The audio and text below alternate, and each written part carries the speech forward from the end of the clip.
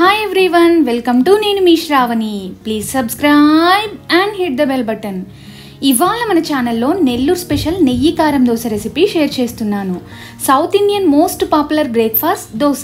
అందులో ఎన్నెన్నో రకాలు, మరెన్నో రుచులు.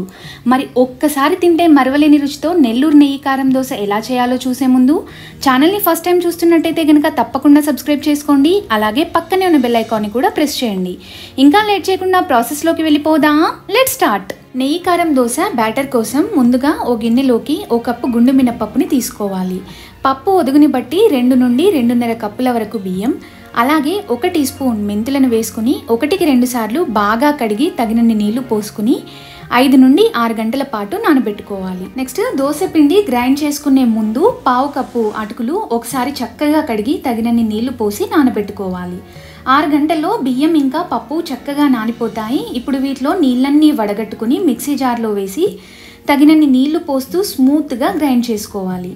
ఇలా బ్యాచెస్ వైజ్గా బియ్యం ఇంకా పప్పుని గ్రైండ్ చేశాక ఫైనల్గా అటుకులు కూడా తగినన్ని నీళ్లు పోసి స్మూత్గా గ్రైండ్ చేసి తీసుకోవాలి. ఇప్పుడు పిండిని ఒక్కసారి బాగా కలుపుకోవాలి. ఫర్మెంటేషన్కి ముందు పిండి మరీ చిక్కగా కాకుండా పల్చగా కాకుండా ఈ కన్సిస్టెన్సీలో ఉండేలాగా చూసుకోవాలి.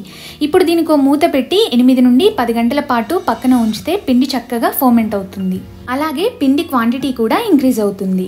ఇప్పుడు దీన్ని ఒకసారి చక్కగా కలిసేలాగా కలుపుకొని దీంట్లోకి రుచికి సరిపడా ఉప్పు, అలాగే మంచి కలర్ కోసం 1 టీ స్పూన్ పంచదార వేసుకోవాలి. నెక్స్ట్ దీంట్లోకి అవసరాన్ని బట్టి కొద్దిగా నీళ్లు పోసి బ్యాటర్ కన్సిస్టెన్సీని అడ్జస్ట్ చేసుకోవాలి.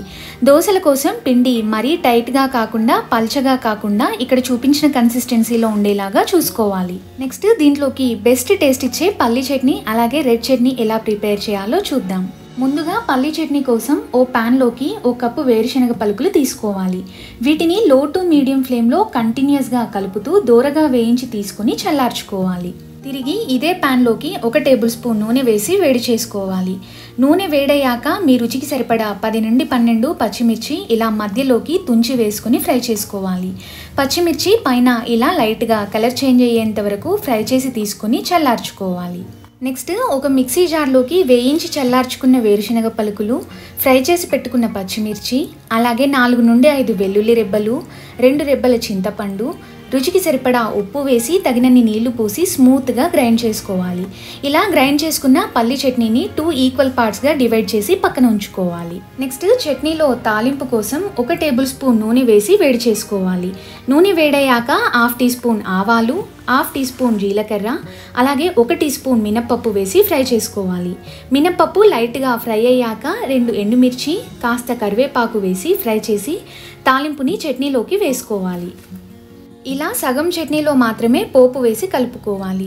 పోపు వేయకుండా పక్కన ఉంచిన మిగతా సగం చట్నీని దోశ పైన స్ప్రెడ్ చేయడానికి యూజ్ చేస్తాం. నెక్స్ట్ నెయ్యి కారం దోశలోని రెడ్ చట్నీ కోసం 10 నుండి 12 ఎండుమిర్చిలోకి తగినన్ని వేడి నీళ్లు పోసి పెట్టుకోవాలి.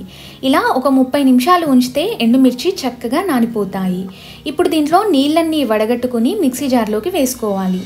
నెక్స్ట్ దీంట్లోకి 2 మీడియం సైజ్ ఉల్లిపాయలు, 3 నుండి 4 వెల్లుల్లి రెబ్బలు, అలాగే రుచికి సరిపడా ఉప్పు వేసి అవసరమైతే ఎండుమిర్చి నానబెట్టిన నీళ్లు పోసి స్మూత్గా గ్రైండ్ చేసి పక్కన ఉంచుకోవాలి. నెక్స్ట్ దోశ కోసం ప్యాన్ వేడి చేసుకొని అవసరమైతే లైట్గా గ్రీస్ చేసుకోవాలి. పెనం మీడియం హీట్గా ఉన్నప్పుడు సరిపడా పిండి వేసి ఈవెన్గా స్ప్రెడ్ చేసుకోవాలి. ఎక్స్పర్ట్ స్టైల్లో దోశలు వేసుకోవాలంటే ఎలాంటి టిప్స్ ఫాలో అవ్వాలని మైసూర్ మసాలా దోశ రెసిపీలో షేర్ చేశాను.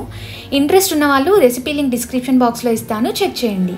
ఇప్పుడు దోశ పైన 2 టీ స్పూన్స్ తాలింపు వేయని పల్లీ chutney, 1 teaspoon red chutney, అలాగే దోశ పైన అంచుల వెంట నెయ్యి వేసుకోవాలి. దీంట్లోకి నెయ్యి కాస్త ఎక్కువ వేయండి, మంచి టేస్ట్ వస్తుంది. దీని టేస్ట్ అంతా ఈ చట్నీల పైన అలాగే నెయ్యి పైన డిపెండ్ అయి ఉంటుంది. నెయ్యి వేశాక చట్నీలు దోశ పైనంతా ఈవెన్గా స్ప్రెడ్ చేయాలి. చట్నీస్ దోశ పైన స్ప్రెడ్ చేస్తాం కనుక కన్సిస్టెన్సీ పల్చగా అవ్వకుండా చూసుకోవాలి. ఇలా దోశ పైన చట్నీ స్ప్రెడ్ చేశాక మీడియం హై హీట్లో మంచి కలర్ వచ్చేంత వరకు కాల్చుకుంటే టేస్టీ నెయ్యి కారం దోశ రెడీ. చూస్తుంటే వెంటనే ట్రై చేయాలనిపిస్తుంది కదా. మరింకెందుకు ఆలస్యం, తప్పకుండా ట్రై చేసి ఫీడ్బ్యాక్ని కామెంట్ సెక్షన్లో తెలియజేయండి. ఫైనల్లీ ఇదండి ఇవాల్టి వీడియో. నచ్చిందా? వీడియో కనుక నచ్చినట్టయితే లైక్ చేయండి, షేర్ చేయండి, ఛానల్ని తప్పకుండా సబ్స్క్రైబ్ చేసుకోండి. Thanks for watching.